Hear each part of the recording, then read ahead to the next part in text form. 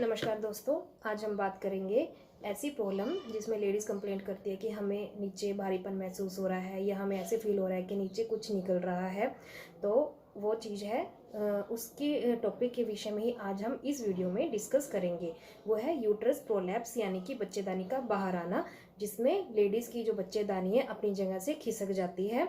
हमारे अंदर कुछ ऐसी लिगामेंट्स होती हैं, कुछ ऐसी रस्सियाँ होती हैं जिससे कि यूट्रस हमारा बंधा होता है और उसमें कसाव होता है। लेकिन कुछ कई कारणों की वजह से लेडीज़ में ये दिक्कतें आनी शुरू हो जाती है कुछ टाइम के बाद। उसके काफ़ी रीजंस होते हैं जिसमें कि लेडीज़ को ये यूट्रस प्रोलैप्स की समस्या का सामना करना पड़ता है।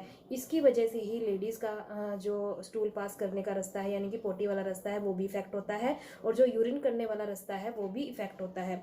अगर इस बच्चेदानी के बाहर आने के साथ उसका यूरिन का थैली जो है बाहर आ रहा है तो हम उसको सिस्टोसील कहते हैं, और अगर उसका पोटी वाला थैली जो है वो बाहर आ रहा है तो हम उसको रेक्टोसील कहते हैं।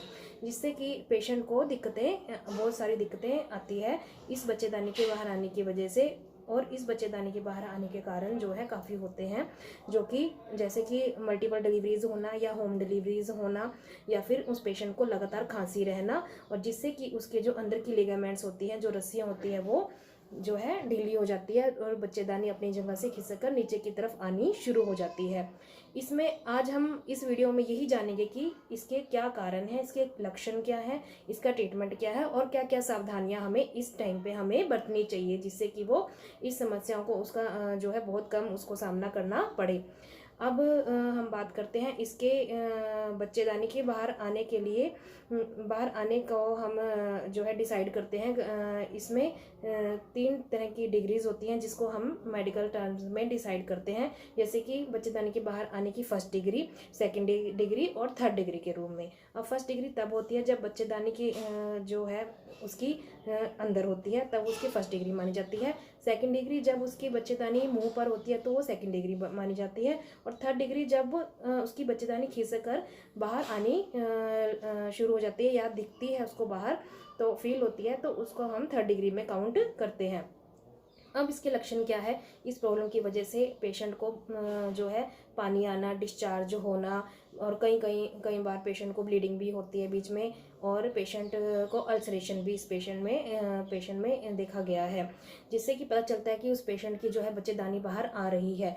अब इस पेशेंट को जो है क्या क्या ट्रीटमेंट दे सकते हैं जिनकी बच्चेदानी इस तरह से बाहर आ जाती है? उस पेशेंट का 2 तरह से ट्रीटमेंट किया जाता है। नंबर 1 कंजर्वेटिव ट्रीटमेंट, और नंबर 2 एक सर्जिकल ट्रीटमेंट। अब कंजर्वेटिव ट्रीटमेंट जो होती है उसमें पेशेंट को कुछ मेडिसिन देकर और या फिर कुछ छोटा ट्रीटमेंट देकर उस पेशेंट को इस समस्याओं से छुटकारा पाने के लिए उसका इलाज किया जाता है। कंजर्वेटिव ट्रीटमेंट में पेशेंट को जो है सिंपल दवाइयाँ देकर या फिर पेशेंट के यूट्रस पर एक छल्ला लगा दिया जाता है, जिससे कि उसका यूट्रस पर जो है अंदर की तरफ ही रहे और वो बाहर की तरफ खिसक कर बाहर ना आए। इस तरह के जो ट्रीटमेंट है ये एक प्रेग्नेंट लेडीज़ में भी किया जाता है और एक ओल्ड एज लेडी में किया जाता है जो कि सेक्सुअल एक्टिव नहीं होती, उस पेशेंट में इस तरह का ट्रीटमेंट दिया जाता है। या फिर इसी में ही एक ट्रीटमेंट और है जिसका नाम है ले फोर्ट कैल्पोक्लाइसिस, जिसमें कि पेशेंट की योनि को नीचे से सील दिया जाता है, और वो पेशेंट जो है जो कि सेक्सुअली एक्टिव नहीं है या फिर ओल्ड एज है, उस पेशेंट को इस तरह का ट्रीटमेंट दिया जाता है। लेकिन इस तरह का ट्रीटमेंट बहुत रेयर है जो कि दिया जाता है पेशेंट को। और सर्जिकल ट्रीटमेंट जिस सर्जरी की जाती है उस पेशेंट को, उसमें क्या करते हैं, दूरबीन के द्वारा उनकी यूट्रस को, उसके बच्चेदानी को अंदर की तरफ खींचकर सेट कर दिया जाता है, जिससे कि पेशेंट को इस तरह की दिक्कत का सामना नहीं करना पड़ता। अब ये तो होगी ट्रीटमेंट की बात। इसके साथ साथ क्या चीज़ें हैं, क्या सावधानियां हैं या फिर क्या एक्सरसाइज है जिससे हम इस तरह की समस्या से अपने आप को छुटकारा दिला सकते हैं। सावधानियां क्या करनी चाहिए पेशेंट को? एक तो उसको अगर कब्ज रहती है तो उसका इलाज प्रॉपर करवाए। उस पेशेंट को कब्ज नहीं रहनी चाहिए, वो पेशेंट ज़्यादा रनिंग ना करे, जंपिंग ना करे, और हैवी एक्सरसाइज वो पेशेंट ना करे। और अगर उसको लगातार खांसी है तो वो उसका भी इलाज कराएं, उसको खांसी नहीं होनी चाहिए। ये तो होगी उसकी सावधानियाँ। और उसके साथ साथ पेशेंट को हाई प्रोटीन लेवल फूड खाना चाहिए, जो कि उसको इस प्रॉब्लम में उसको जो है सहायता करेगा, और उसको जो है इस तरह की जो है प्रोटीन वाला भोजन खाकर वो अपने आप को, अपनी इम्यूनिटी को स्ट्रॉन्ग कर सकती है। और उसको इस यूट्रस जो बाहर आता है उसमें भी उसको इसकी हेल्प मिलेगी। और कौन सी एक्सरसाइज है? Kegel exercise. कीगल एक्सरसाइज इस तरह से करें जिसमें कि वो अपने सांस को, अपने पेल्विक जो एरिया होता है उसको सांस के साथ ऊपर खींचे और उसको रोक के रखे, जिसमें कि कीगल एक्सरसाइज करके वो अपनी इस समस्या को बहुत हद तक अपने आप को कंट्रोल में कर सकती है।